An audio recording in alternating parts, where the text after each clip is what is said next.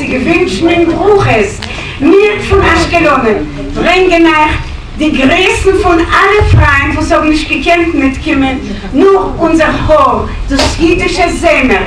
Du stammt noch für sich und noch auf euer Blumenfeld. Blendet und blickt. Man kommt zu uns und man hört und man rappt und man singt Jiddisch.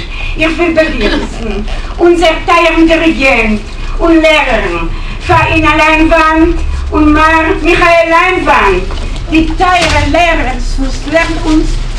das lernen uns singen und machen von uns junge Mädchen weg. Das ist Jiddisch, das ist mein Sprach, mit der Wein und mit der Lach. Und manche dieses Kategorie, jeder Wort ist Musik.